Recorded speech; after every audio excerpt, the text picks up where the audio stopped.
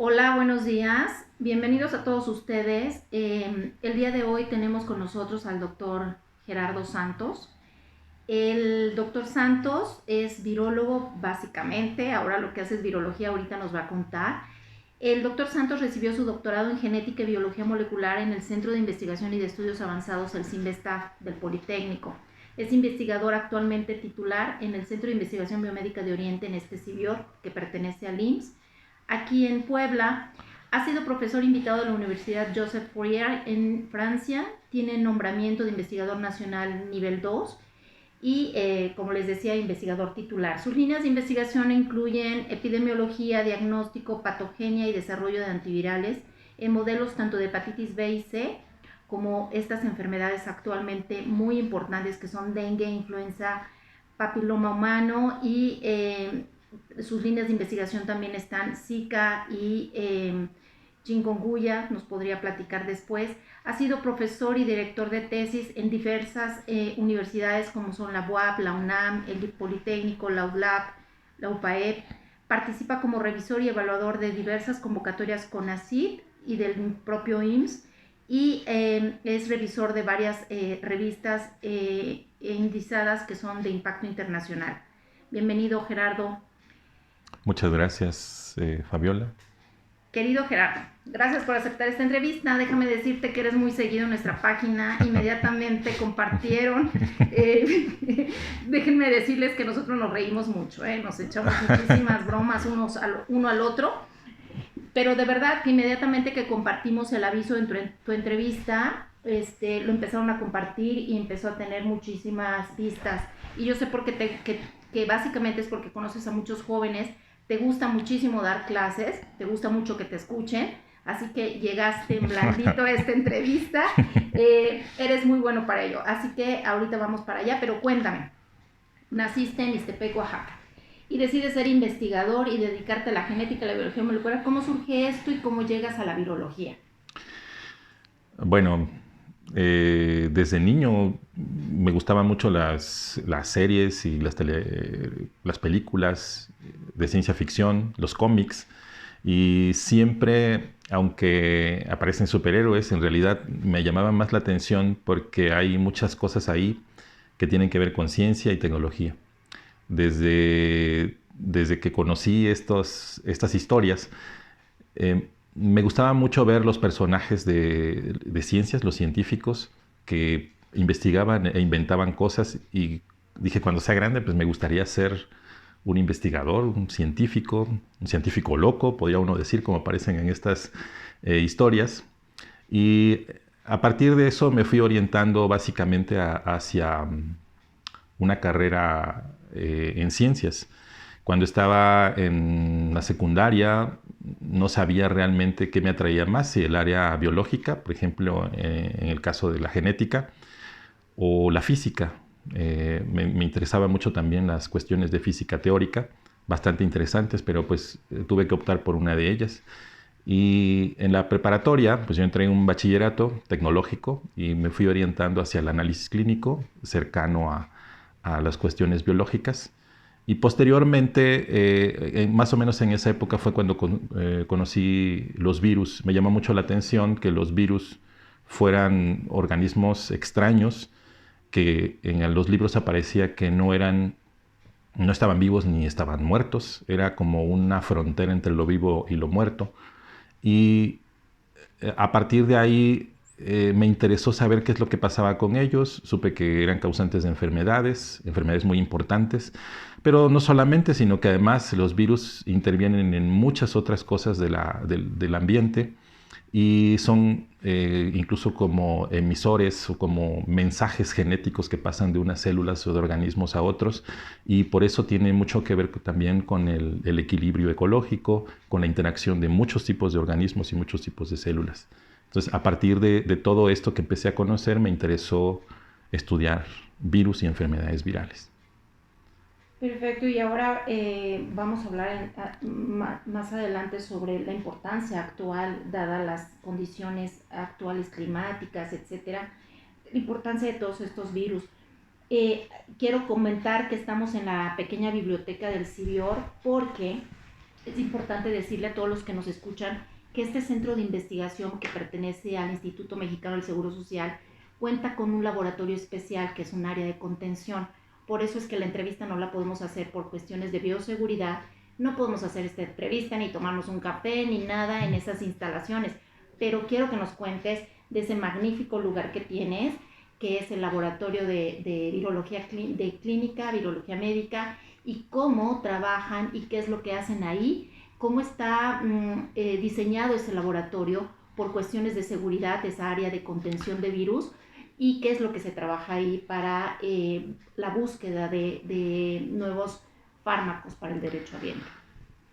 Bueno, sí, efectivamente contamos con un área especial para nuestro trabajo de virología, que fue producto de mucho tiempo, de una disposición que uno podría pensar hasta la terquedad de aquí de nuestras autoridades, particularmente de nuestro director del centro, que es el doctor Julio Reyes, que desde bastante tiempo atrás tenía la intención de tener condiciones adecuadas para el trabajo de enfermedades infecciosas, particularmente con los virus. A partir de un financiamiento que se tuvo de CONACYT, que él pudo lograr en CONACYT, se obtuvo también el compromiso de la institución para poder terminar un área adecuada para el trabajo con virus. En esta área pues, se cuenta con todo lo necesario para resguardar la seguridad de los operadores, resguardar las instalaciones también. Nosotros estamos adjuntos a un hospital y el trabajo con virus y con enfermedades virales pues, representa un riesgo, pero ese riesgo tiene que ser minimizado prácticamente hasta nada, de acuerdo con las condiciones en las que uno trabaja, tanto físicas como las prácticas que uno tiene. En nuestro laboratorio tenemos condiciones de espacio y de trabajo de lo que podemos llamar bioseguridad de nivel 3, en el que podemos aislar y replicar y trabajar algunas cosas de virus que pueden ser relativamente peligrosos y que no pueden ser trabajados en otras condiciones. Por ejemplo, los virus con los que nosotros trabajamos con los que investigamos son el virus de la influenza, el virus del dengue, el virus del Zika, los virus de hepatitis B y C, y las condiciones que nosotros tenemos son las mejores para poder trabajar con ellos. Estos virus incluso pueden trabajarse y manejarse en áreas de contención de nivel 2. Sin embargo, en nuestro laboratorio pues podemos incluso trabajar con algunos virus que son más peligrosos. En el caso, por ejemplo, el virus de chikungunya, en el que no hemos directamente todavía entrado a trabajar con él, aunque tenemos planes para eso, se recomienda que se utilicen instalaciones de nivel 3. La cuestión es que este trabajo tiene que ser aislado. Debe haber una extracción de aire total en el área de trabajo, debe haber condiciones de superficies que pueden ser lavables, desinfectables.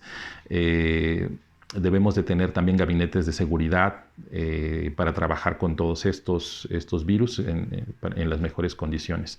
Y todo esto también con manuales adecuados para el trabajo, de tal manera que estas son condiciones adecuadas para nosotros y nuestros proyectos.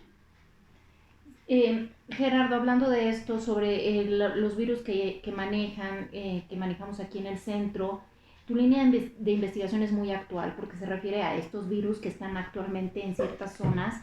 Quisiera que nos platicaras en qué zonas son donde hay mayor cantidad de dengue, chikungunya, Zika, pero sobre todo hay muchísimas dudas respecto a este tipo de virus y a los portadores, que es el mismo vector.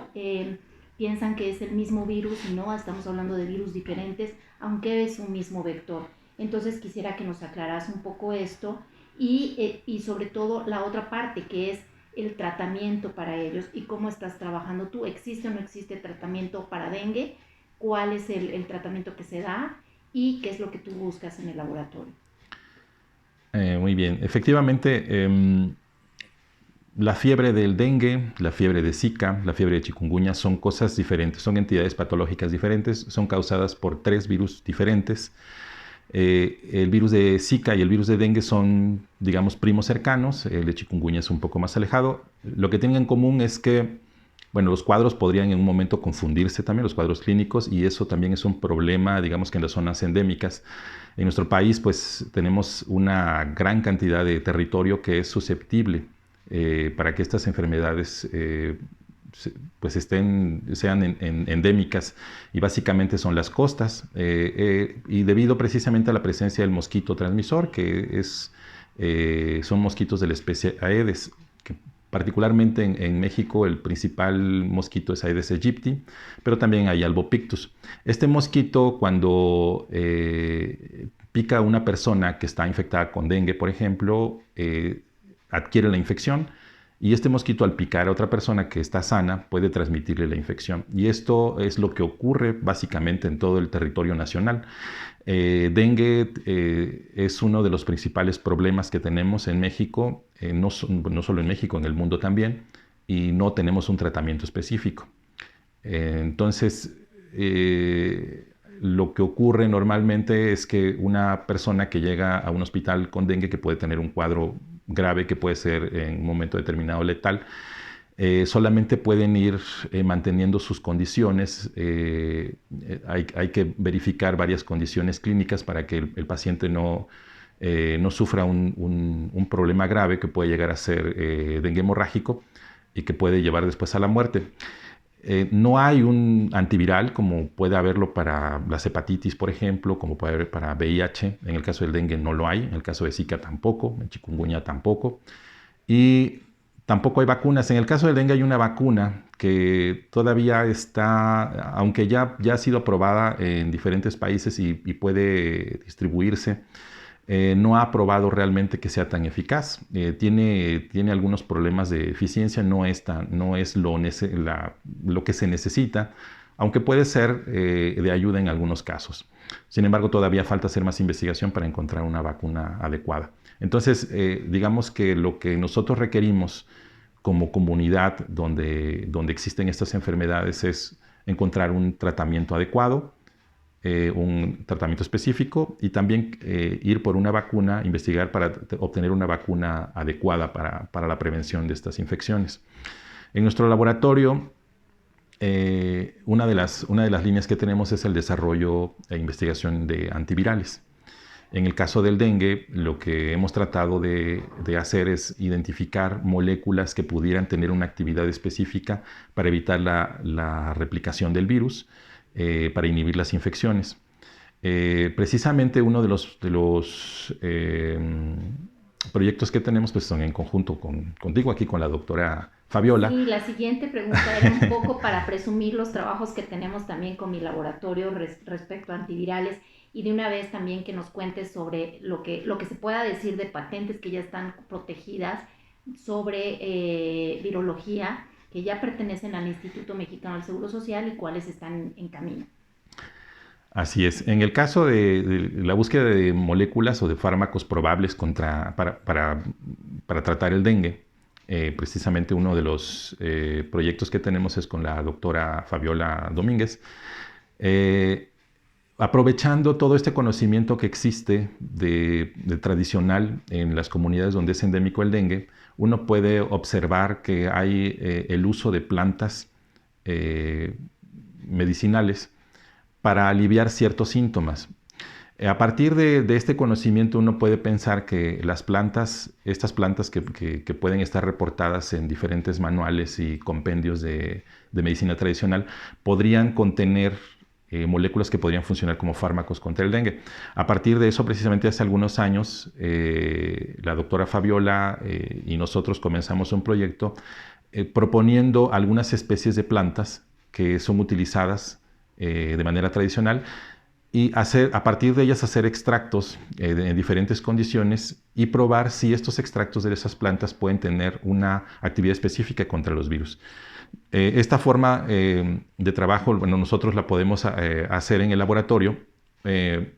Convencionalmente nosotros cultivamos los virus en células, y a partir de una cuantificación del efecto de estos virus en las células, podemos hacer unos ensayos de inhibición. Es decir, de los extractos o probables moléculas que pueden ser obtenidas de las plantas, nosotros las probamos para ver si inhiben la replicación, inhiben la infección de estos virus. Hemos encontrado precisamente algunos extractos, fracciones, y finalmente hemos identificado algunas moléculas de estas plantas originalmente que pueden tener una acción directa contra el virus, porque hemos visto que al ponerlas en contacto, digamos que las células infectadas con estos compuestos, se inhiben la replicación y se inhibe la infección. De tal manera que actualmente lo que estamos haciendo es tratar de identificar cuál es el efecto de algunas de estas moléculas y ver moléculas que pueden ser similares para saber si tienen efectos similares y efectos muy específicos sobre alguna actividad de este virus, y que podríamos utilizar también al mismo tiempo contra el virus de Zika, porque estos virus son muy parecidos, son del mismo género, aunque no son en la misma especie, tienen ciertas características similares y comparten, por ejemplo, algunas de las proteínas que son similares, por ejemplo, la proteasa. Nosotros estamos pensando que algunas de estas moléculas que encontramos pudieran tener actividad para inhibir una proteasa de estos virus, que son las que son responsables de que el virus pueda madurar y pueda ensamblarse y pueda producir nuevos virus e infectar nuevas células. Si nosotros pudiéramos interrumpir este proceso de maduración del virus, podríamos probablemente tener un buen fármaco para poder utilizar en las infecciones y evitar que estas infecciones en las personas pudieran llegar a ser graves.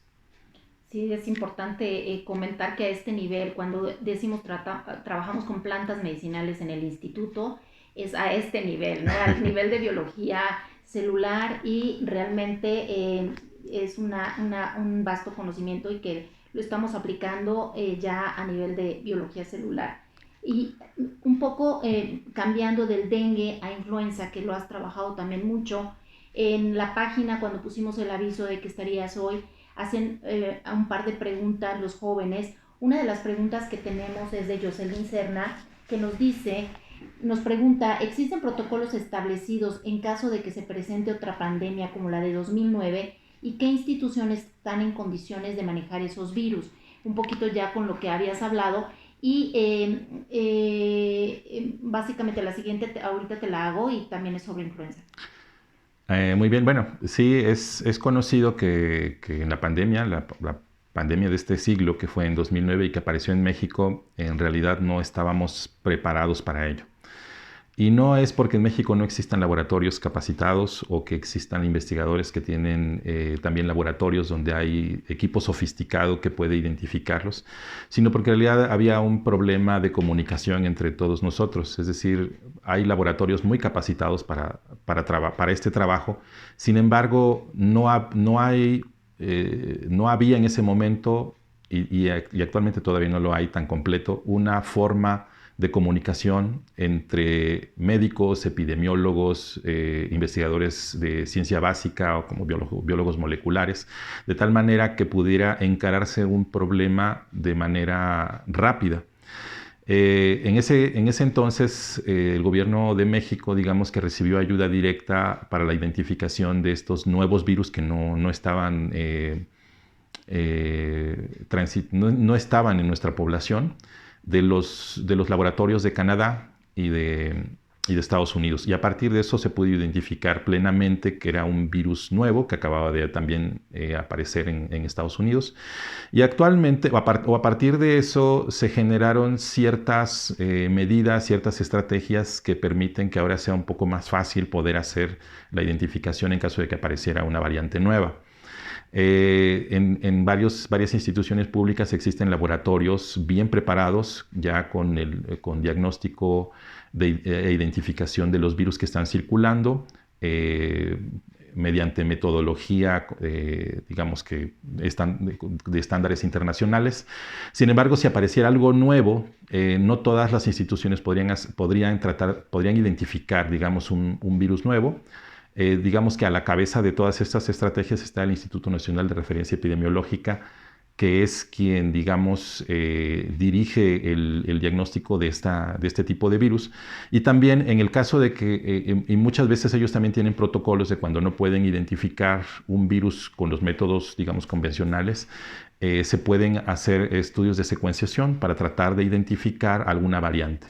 Entonces es probable que, digamos que si apareciera algo nuevo, sería un poco más fácil hoy que lo que fue hace 10 años exactamente, ¿no? La siguiente pregunta va muy relacionada porque ya son las variantes, es HN1, HN2. Dice, nos está preguntando Gabriel Campos, en el caso de influenza con la variedad HN1 y la 2 estacional, ¿con qué periodo se aplica la vacuna? Pero un poco para los que nos escuchan, ¿cuál es el HN1 y cuál es la diferencia Bueno, en un HN1? digamos Cuando nos que dicen influenza H1N1, ¿no? La gente lo repite, pero no sabe, o las personas. sí, bueno, los virus de la influenza actualmente son 4, digamos, influenza A, B, C y D.